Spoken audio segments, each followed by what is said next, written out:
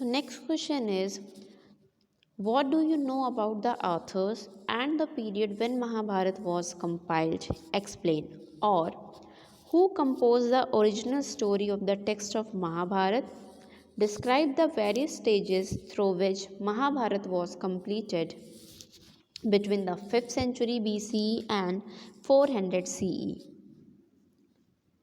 So the Mahabharata was composed over a period of about 1000 years between 500 BCE and 400 CE.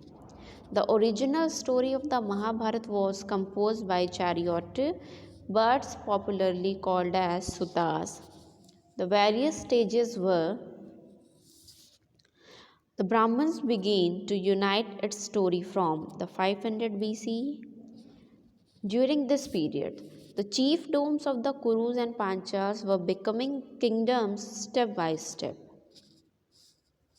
Between 200 BCE and 200 CE, the worship of Vishnu was becoming important. Krishna was one of the important figures of the Mahabharata and was coming to be identified with Vishnu between 200 CE and 400 CE. So between 200 and 400 CE, several didactic sections resembling the Manusmriti were added. This epic had about 1 lakh verses, and this enormous composition is attributed to a sage named Vyas.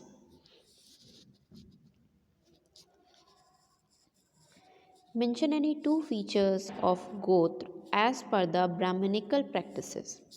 What evidences do you get from the Satvana inscription regarding the inheritance of Gotra?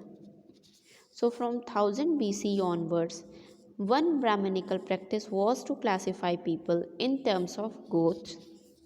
The two important features of Gotra were: each Gotra were named after a Vedic seer.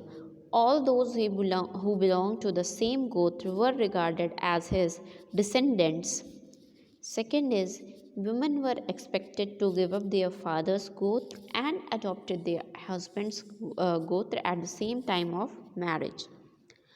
Again, members of the same Gotra could not marry.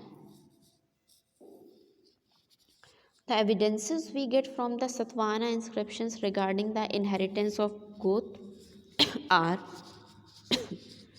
inscriptions provide information which permits historians to get the family ties, including marriages. Several women who married Satvana ruler had retained their father Goths. They had names derived from Goths such as Gautama and Vashist, which were their father's Gotra, instead of adopting the name from their husband's Gotra. Some of the women of Satvahana belonged to the same Gotra, which was against the idea of exogamy, which refers to marriage outside the unit. Next is, critically examine the duties as laid down in Manusmriti for the Chandals. So, Chandals or untouchables were placed at the very bottom of the hierarchy.